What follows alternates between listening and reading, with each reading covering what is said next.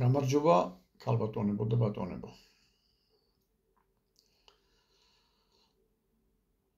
ისე საინტერესო ხალხი ვართ ეს ქართველები რა. აი გუშინ მომივიდა WhatsApp-ზე წერილი და არ ვიცი, აი კი გამეცინა, მაგრამ ისიც არ ვიცი, სიცილი უნდა მომგვაროს თუ რა უბედურებაა ეს ვერ გავიგე.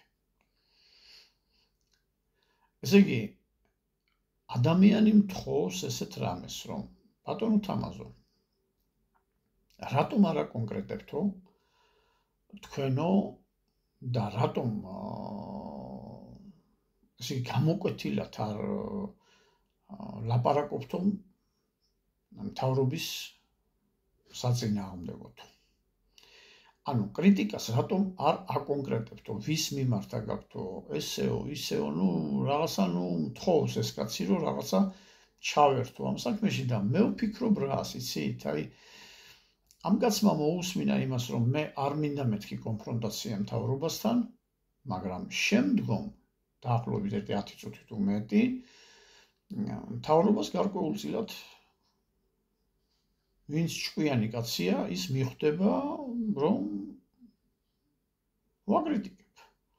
ვაკრიტიკებ, იმიტომ რომ მთავრობაში აუცილებელია მოაზროვნე ადამიანები და ეს შტერი უნდა იყოს, ეს ალბათ არ მოусმინა იმან და ეს გაიგო, რომ მე მწერალს მთავრობასთან კონფრონტაცია არ მინდა, მაგრამ დანარჩენს არ მოусმინა, მე უკვე დარწმუნებული ვარ და ესე იგი მე არ ვაკრიტიკებ, როდესაც ვამბობ, რომ მოაზროვნე ხალხია საჭირო მთავრობაში და მე მთავრობაში ეს ვერ ვნახე. ჩემო ძვირფასო ადამიანებო და პირადად თქვენ მოგმართავთ იმ ვინც წერილი მომწერეთ.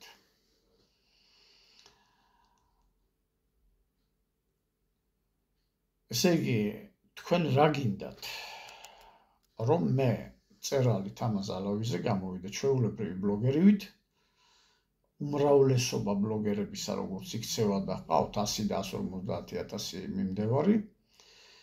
ესე იგი, უნდა დავიწყო ბიძინა ივანიშვილიდან, კობახიძედან, მდინარაძედან, იმიდან, ამიდან და ვლანძღო სათითაო და ვაგინო უშვერი სიტყვებით. ამას მთხოვთ?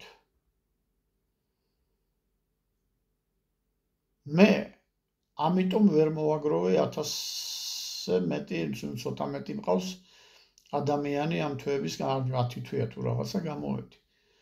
მე რომ ასე გამოსულიყავი და მეგინებინა ბიზნესთვის, კობახიძესთვის, მდინარაძესთვის, იმისთვის, ამისთვის, მეყოლებოდა მეც 100,000 და მეტი გამომწერი შეიძლება 200,000-იც ამყოლოდა. ანდა ბიზნეს მომხრე რო ყოფილიყავი და ისიც როგორი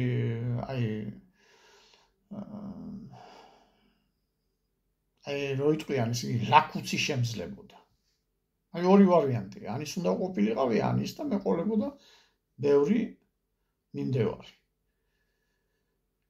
კრიტიკა რაზედაც საჭირო იყო, მე ვთქვი, რაც არის საჭირო. ეხლა რაც შეეხება სიმართლეს და სინამდვილეს თუ გაინტერესებთ ჩემი დამოკიდებულება ამ საკითხთან. ჯერ ერთი რომ მე ბილსიტყვაობასა და იმას არ ვეწევი და ეს ჩემი სტილი არ არის, რომ მე ახლა დავდგე შეიძლება ახლა ვიღაცას შეუგინია ჩემთვის და შემიგინებია კი არა, უარესი მომხდარა იქ, მაგრამ თქვენ როგორ ფიქრობთ, ახლა მე დავждდე მწერალი კაცი, გთავაზობთ მორალურ ლიტერატურას და მეორე ხელით, ესე იგი დავიწყო გინება მთავრობისა და კონკრეტულად ვაგინო, ესე იგი ადამიანები. მე რასაც უყურებ სოცქსელში, მე პირდაპირ გეტყვით, რა პირდაპირი ადამიანი ვარ და არავის კიდე გიმეორებთ, ახლა მთავრობას რა დონეზე ვაკრიტიკებ და რას ვამბობ და როგორ ვამბობ, რომ მე პოლიტიკურ ველზე მოაზროვნე ადამიანი და მეტადრე განვითარებული და განათლებული ვერა ვნახე. ეს მე იმიტომ კი არ ვამბობ, რომ ისინი თქვენ არ გჯობიან. არც მდინარაძე იმაშვება, რა ქვია, ბილს იტყვაობს, არც რა ქვია, კობახიძე და მეტადრე არც ბიზინა ივანიშვილი გასო. ისინი ბილდსიტყვაობას მაინც არ ეწევიან. შეიძლება ახლა არ არის ისე ცხოვრება და ისა და ვერ იქცევიან ისე და ეს დავაფიქსირე გასო. და იმათ თვალში დიდი მეცნიერებისა და საზოგადო მოღვაწეების თვალიდან დანახული მთავრობა გითხარით, რომ არ აკმაყოფილებს ეს ქართულ საზოგადოება არ არსებობს, მაგრამ ქართველი საზოგადოება უნდა ჩამოყალიბდეს ჯერ და მერე უნდა დავიწყოთ ამისი აღდგენა, რომ საზოგადოებრივი აზრი ჩამოყალიბდეს და ასე შემდეგ და მრავალჯერ მისაუბრია ამაზე. და თქვენ მთხოვთ იმას, რომ მეზე უნდა ვაგინო იმ ხალხს, რომ ესე გაუმწერები მოიპოვო? მე კი კრიტიკას ვამბობ, რომ სჭირდება მთავრობას მოაზროვნე ადამიანები, მეცნიერები და საზოგადო მოღვაწეები და იგივე მწერლები და იგივე, რა ვიცი, კულტურის მოღვაწეები. ქვეყანა სხვანაირად არ აღორძინდება, თუ მოაზროვნე ადამიანები არ მოხვდნენ გადაწყვეტილების მიღების დროს და არ მიეცათ საშუალება ამაში, ამ მუშაობაში, რომ ქვეყანა დადგეს ფეხზე. და რას მთხოვთ მე, ესე იგი თამაზ ალავიძეს მთხოვთ, რომ ბილდსიტყვაო და მორალური ლიტერატურისკენ მოუწოდო ხალხს. ახლა მე დღეს მოგიყვებით ერთ ამბავს და თქვენ თავად გამოიტანეთ დასკვნა. და რატომ ვლაპარაკობ ამას? მე პარალელი გაავლეთ. ხო იცით, რომ მე უაზრო რაღაცას არ გეტყვით. მე უკვე მაწვილ კაცობას რო გავწდი უკვე და ჩამოვყალიბდი, ასე ვთქვათ, ახალგაზრდა ვიყავი, ცხოვრობდი თბილისის ერთ-ერთ უბანში. მომიწია ცხოვრება იქ. კარგა ხანს ცხოვრობდი რა იქ, ხო და ამ უბანში ცხოვრობდა ერთი ავარა ბიჭი, ნუ დაახლოებით ალბათ ჩემი ხნის იქნებოდა, რომელიც ყველას ამცირებდა იქ უბანში, ნუ რა ვიცი, იყო ძველი ბიჭი იყო თუ ვინ იყო, არ ვეცნობოდი ამას და არ მინდოდა რომ მე ურთიერთობა მქონოდა ამასთან, იმიტომ რომ ეს არ იყო ის ტიპაჟი, რომ მე ამასთან ურთიერთობა მქონოდა. ხო და ვერიდებოდი.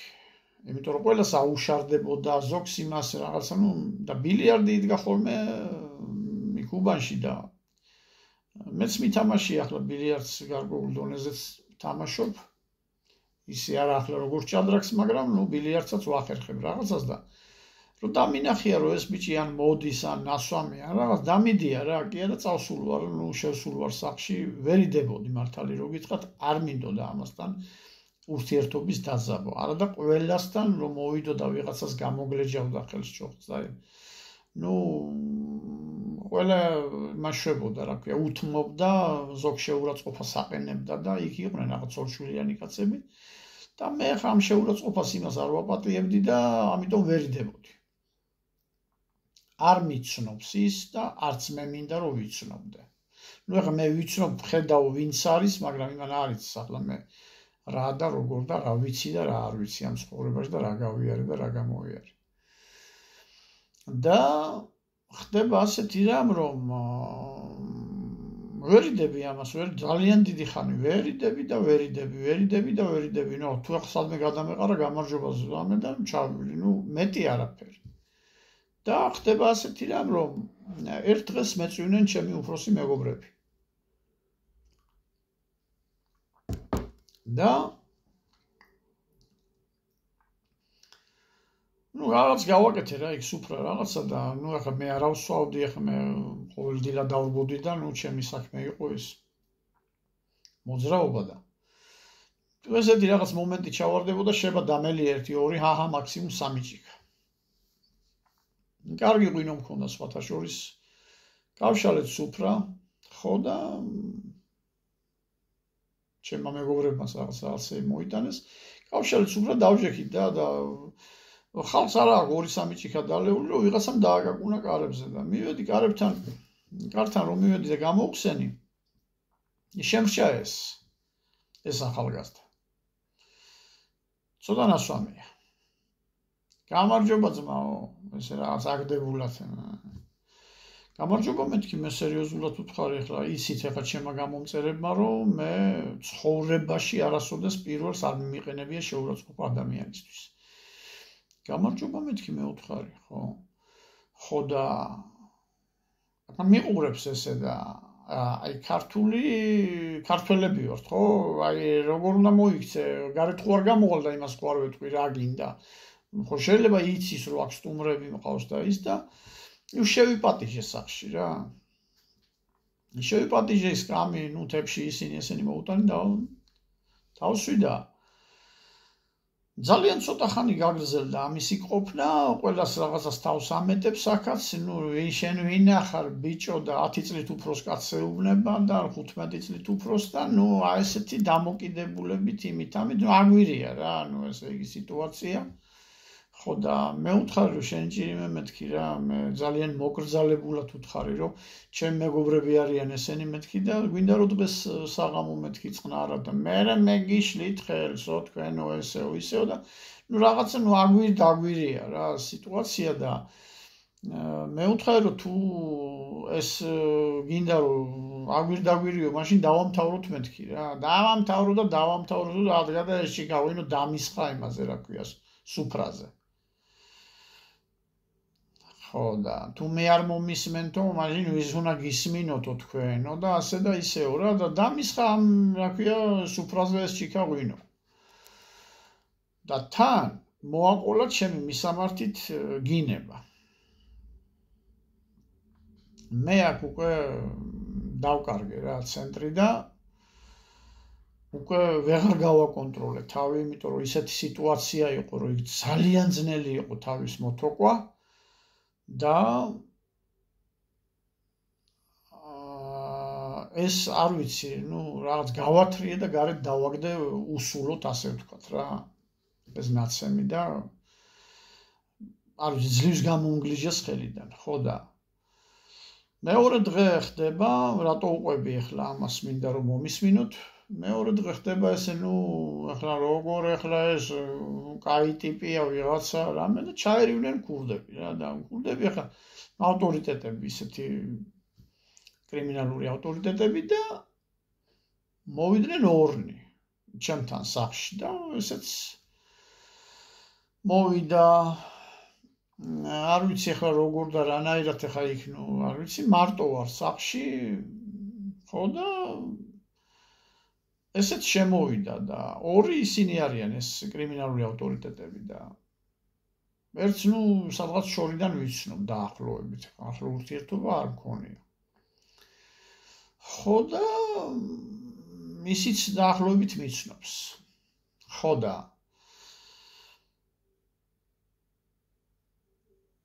რა მოხდაო რა, ერთ-ერთმა იკითხა და მზივართ ზალაში, ისევ ეს ფეხზე დგას ეს ნაცემია და სახე აღარ უჩანს საერთოდ და რა მოხდაო და აი რაც მოხდაო, აგე რა დღეში ვარო რა, ერთი პატარა შეიძლებაო შეცდომა დაუშვიო და ნახე რა დონეზე იმას მიქნაო რა, ესე უბნება, გამიგე გასაგებია შეიძლება კაცმა შეცდომა დაუშვას, მაგრამ ესეც ცემა გამიგიაო, რა დღეშიც მე ვარ სარკეში ვერ ვიყურები კაციო და რა მოხდაო კაცო, ამ კაცმა ისე ვიკითხა ამ კრიმინალურმა ავტორიტეტმა და მე ვთხარი თქვას თვითონ რაც მოხდა მეთქი მე ვთხარი. ნუ არისო, იცი ახლა მე გასაგებიაო სტუმრები ყავდაო ისაო და შემოვეჭერიო მე, მაგრამ ნუ არ ვიყავიო, დამნაშავეო, მე არაფერშიო ეს ლაპარაკობს და მე ვთქვი თქვას და მე ვიტყვი მეთქი კაცო, აგერ თვითონ თქვას რა და რომ პრეტენზიით ეგ არის მოსული და ხო და მეო ერთადერთი დანაშაული მაქვსო რა, რომ დედა შევაგინეო. და ეს კრიმინალური ავტორიტეტი უყურებს ამას. ერთ-ერთი რა. ნუ მეორეც უყურებს, მაგრამ ეს რომელიც აქტიურობს, ეს უყურებს ამას და ამ დროს მოაცილა თვალი რაღაცამდენი წამები თუ ყურა, რომ ამან ესე იგი წარმოთქვა, რომ ჩემი შეცდომა მდგომარეობს იმაში, რომ დედა შევაგინეო. გადმომხედა და მე მითხრა თამაზო, სახშიო რამეო რკინის ნაჭერი არ გაქვსო, ან ტრუბაო, ან რაღაცაო რა, ან ხრახლილი რკინაო, ან რამე არა გაქვსო. და მე ვერ მივხვდი ახლა რაში სჭირდება ახლა ეს ხრახლილი რკინა, ახლა მე ცოტა ისეთი გულუბრყვილო კაციცაა რამდენადაც ახლა ვაზროვნებ, იმდენად არა ვარ რა, ეს რო იტყვიან ხოლმე, აი ამ იმეებში ვერა ვარ, მაინც არ მესმის ესეთ სიტუაციებში, მე კი მოვდივარ აზრზე. მე მაინც სხვაგვარად უდგები რა ამ ცხოვრებას, მე მაინც ცოტა ისეთი ჰუმანური თვალსაზრისით უდგები და ამდენად მე ჩემთვის ეს ცოტა გაუგებარია ხოლმე ესეთი რაღაცა და მე ვთქვი რომ რისთვის მჭირდება მეთქი თუ როგორღაც უთხარი, მე გავიკვირვე რა, ესე იგი ალალად ასე ვთქვათ რა. არა, თუ გაქვსო რამე რკინაო, გამოიტანეო რა, რკინის დრინიო რაღაცა თუ გაქვსო და შენ კიდეო მომისმინეო, ტანსზევით გაიხადეთ ტანსაცმელიო რა. და თამაზო გამოიტანე რამე რკინაო და ეს სახე წაშლილი აქო და ახლა ბეჭები გაუერთიანეო რა. მე უთხარი შენი ჭირი მე მეთქი, მე უთხარი ამას იმდენი ურტყი რუსის ბარაბანს არ მოხვედრია მგონი იმდენი და არ მინდა მეთქი რა, კიდე ახლა ნუ ამ გასაგებია, მე უთხარი რომ ესა და ბიჭო შენ მომისმინეო, იმას უთხრა ხედავ რამდენად სულიერად ამაღლებული კაცია ესო, რომ მე ვეუბნებიო, რომ ესე იგი ამან მიიღოს ის, რომ შენ გაგიერთიანოს, ესე იგი თავთან ერთად ის სხეულიო. იმიტომ ღირსი ხარო შენ მაგის, როგორ აგინებ დედას ჯერო და ახლა ოჯახში, თავის სახშიო კაცო. გესმით? აი ახლა მე რატო გეუბნებით ამას, კარგად მომისმინეთ რა. მე არავის იმას არ ვეწევი რა, რომანტიზებას, მაგრამ ეს ამბავი მოხდა და მოხდა 10 წლების წინ. და არა მეთქი მე უარი ვთქვი, კაცო, ახლა ნუ მოხდა იმას, რაც დაიმსახურა ის მიიღო. ნუ გააგდო რა ის სახლიდან, აი ასეთი იმით, რომ როგორ შეაგინეო კაც დედაო და ნუ ერთი ცალი შემოარტყა თვითონ, მაგრამ მე თითი აღარ დამიკარებია. ამის შემდეგ ამ კაცთან ეს ჩემზე უფროსი იყო ეს პიროვნება და მეგობრდა ჩემთან, მოდიოდა ხოლმე მეც მისულ ვარ მასთან და ურთიერთობა მქონდა რა, ასე ვთქვათ, ამ ადამიანთან და ძალიან ესეთი პატივისცემით განეწყო ჩემდამი, თან ახლა ვისაუბრეთ იქ ძველებზე, ახალზე, იმაზე, რაღაცებზე და რომ გაიგორო, ნუ მე ამ ყველაფერში გარკვეული ვიყავი, ნუ დავმეგობრდით, ასე ვთქვათ რა. არ ვიცი ახლა ზოგიერთს გახსოვთ, ალბათ მე ვისაუბრე ერთხელ და მე ავიღე ის თქვენ მოგიყევით ადრე, ვინც არ ვიცი მაშინ იყავით ჩემი გამომწერები და ვინც არ იყავით, იმათ გასაგონათაც მინდა ვთქვა. ამ კაცთან მქონდა ესეთი გარკვეული მეგობრული ურთიერთობა ჩამოყალიბდა ჩვენ შორის, კიდევ ამბობ, მისვლა-მოსვლა გქონდა ერთმანეთთან, უფრო ხშირად ის მოდიოდა ხოლმე ჩემთან და ძალიან ესეთი პატივისცემით და იმით იყო, ნუ პატივისცემით ვიყავით ერთმანეთის მიმართ განწყობილი და მოხდა ერთხელ ასეთი რამე, რომ ახლობელმა მომაკითხა რა და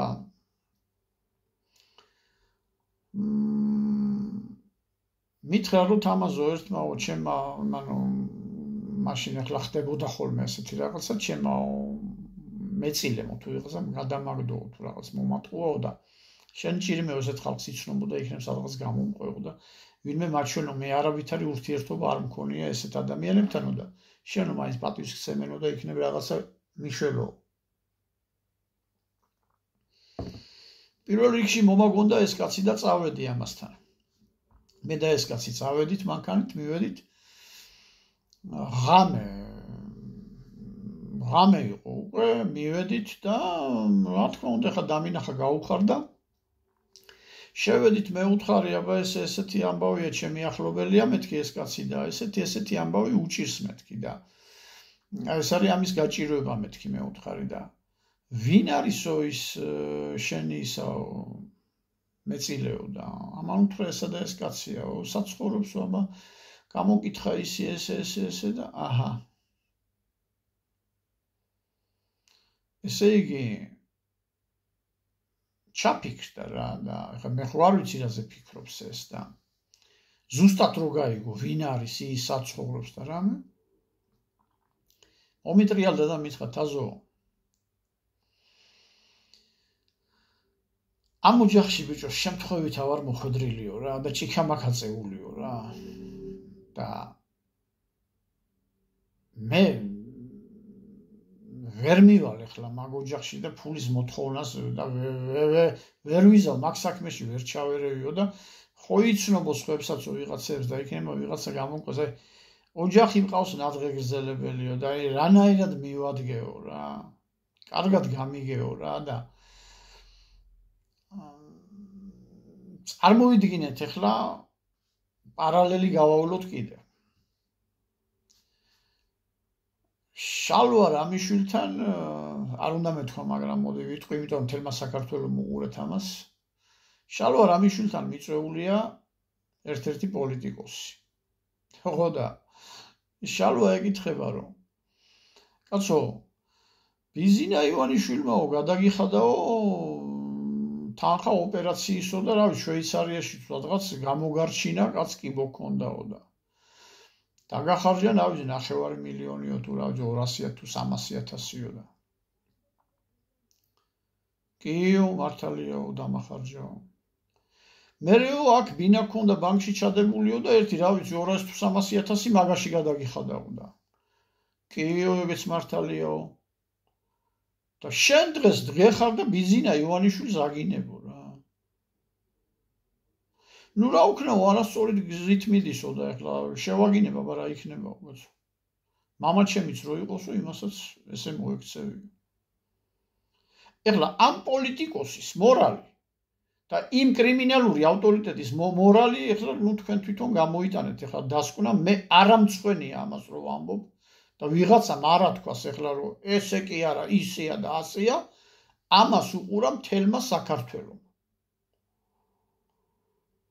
და იმიტომ გეუბნებით აი პარალელი გაავლეთ ეხლა იქ და რაც შეეხება აი იმ რა ქვია იმ კრიმინალურ როგორ მოიქცა ხედავთ ოჯახში ჭიქა მაქვს აწეული და ნადღეგრძელები მყავს ეს ოჯახი და როგორ მივიდე და როგორ წავართვა ეხლა ამას ეს ფულიო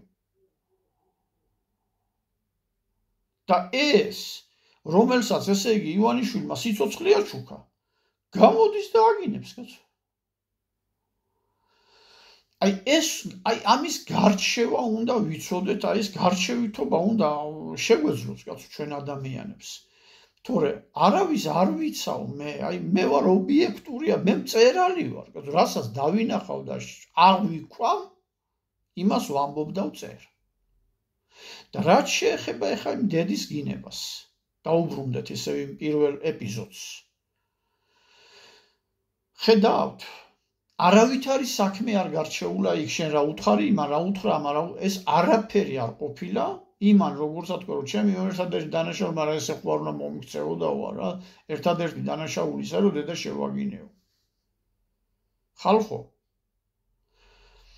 აი სოციალურ ქსელებში მთელი საქართველო ერთმანეთს აგინებს დედას ნუ სადღაც 80% მაინც ვინც მეტად იგინება მთავრობას აგინებს თუ ერთმანეთს აგინებენ ეს არის ნუ ამას აყავს გამომწერები ამას აყავს მსმენელები ეს მიიჩნევა ვაშკაც კაცად არამდა ეს არის გათახსირებული მოდი პირდაპირ ვთქვათ რომელიც ფინია ძაღლივით შორიდან იგინება მიდიება პირდაპირ აგინე კაცო მიდი დახვდი იმ რა ქვია ივანიშვილს და ხო გადის კაცო ის კაცი გარეთ და პირში შეაგინე მიდი აბა შეძლებ რომ ეს გააკეთო ვერ გააკეთებ იცი რატომ შეგეშინდება რომ მისი დაცვა გაგისწორდება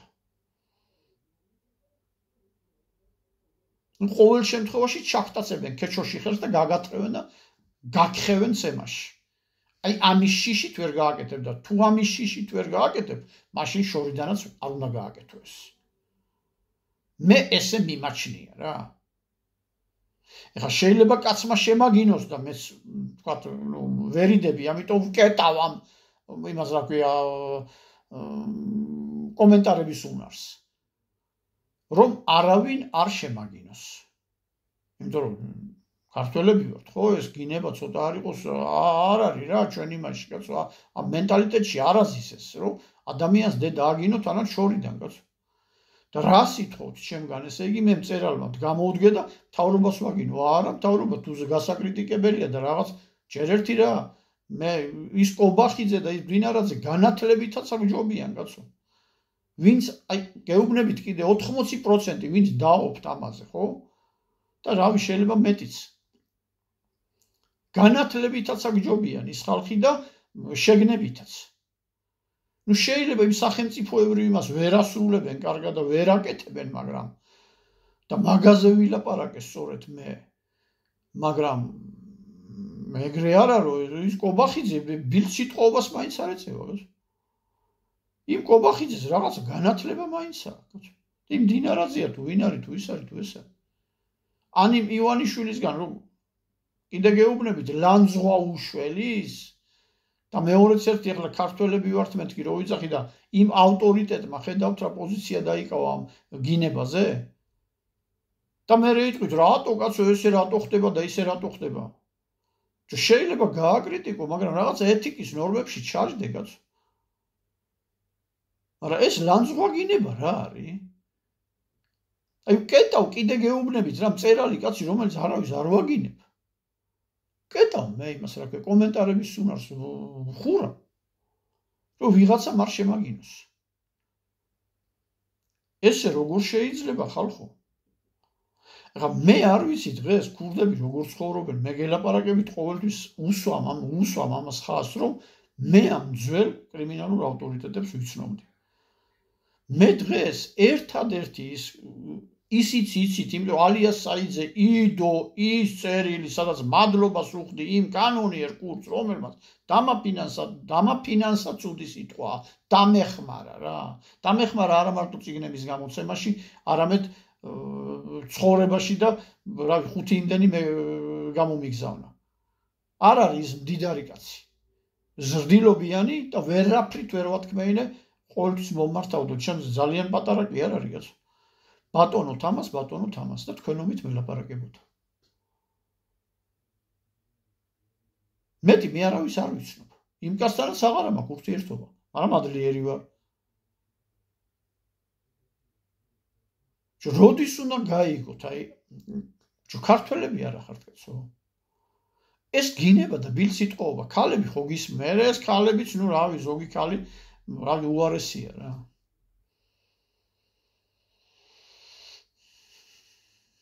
არ გახსოვთ ის იაკუბოვიჩი რო ყვებოდა მე და დედა ჩემი მოვდიოდ რა დაგამახსოვრდაო თბილისში ვისტუმრეთ ერთხელ და მე და დედა ჩემაო და ის იაკუბოვიჩ რომ იყავდა ხოლმე ის პოლიჩუზესი და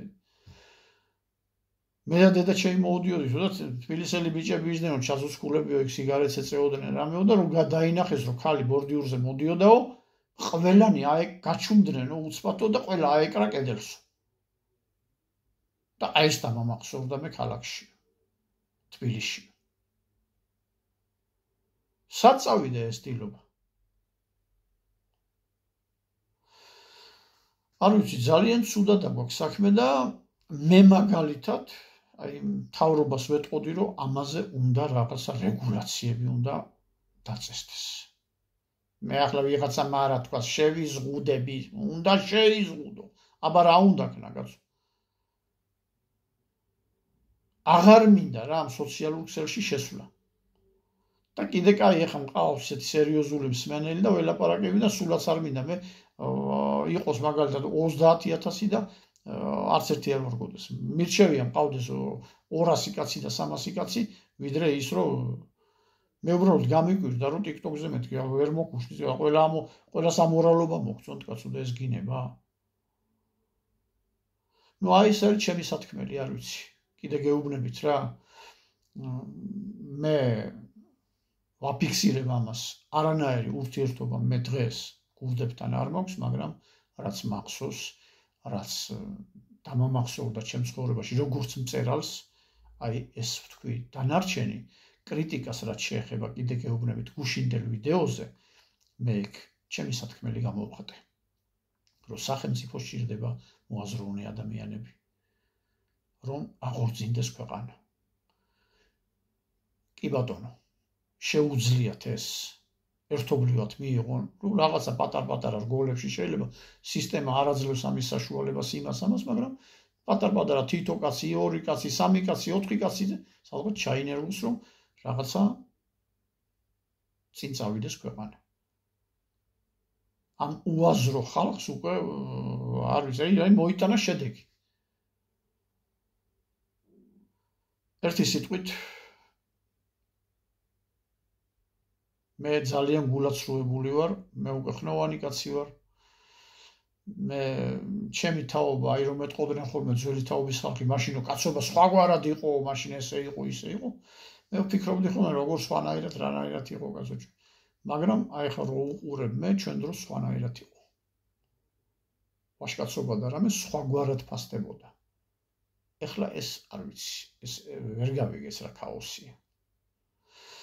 ნუ ერთი სიტყვით ასეა თუ ისეა, თითოეულმა ჩვენგანმა ჩავიხედოთ ჩვენ თავში, შევხედოთ, შევაფასოთ ჩვენი მოქმედებები და ისე ვაკრიტიკოთ სხვები რა. აი ეს არის ჩემი სათქმელი და მე თუ ვამბობ რამე კრიტიკას, მე მაქვს ამის უფლება, იმიტომ რომ მე არანაირად არც ვილანძღები, არც ვიწყევლები, არც არავის შეურაცხყოფას არ ვაყენებ, ჩემი ქვეყნის შვილი ვარ, ჩემი ქვეყნისთვის ვიღვაწე და თუ რამე ნაშრომი და ლიტერატურა შევქმენი, ეს შევქმენი ჩემი ხალხისთვის და საქართველოს მომავლისთვის. მეტი მე არაფერი არ მქონია. სიღარიბეში გავატარე და დღესაც მოგზალებულად ვცხოვრობ. არანაირი არაფერი არ გამაჩნია, მაგრამ ბედნიერი ვარ გამაჩნია ჩემი შექმნილი ლიტერატურა თუ მეცნიერული ნაშრომები. აი ეს არის ჩემი სიმდიდრე, კიდევ ვიმეორებ. და ნუ გავაკეთებთ ისე, რომ ფაქტიურად ერი გადავაშენოთ. ნუ ვაგინებთ ნურავის, ნურს მთავრობას, ნურს იმას მიუდგეთ, ყველას გვიყვარდეს ერთმანეთი და ყველაფერი გამოსწორდება. არავით არის გინება, არავით არის ჭუბი დავიდარება. ამ ქაოსმა მიგვიყვანა აი ამ დღევანდლამდე როგორც მდგომარეობაშიც ვართ და ნუ აბრალებთ სხვებს. ნუ აბრალებთ ნურს მთავრობას და ჩვენიდან დავიწყოთ. საკუთარი თავიდან. დიდი მადლობა ყურადღებისთვის.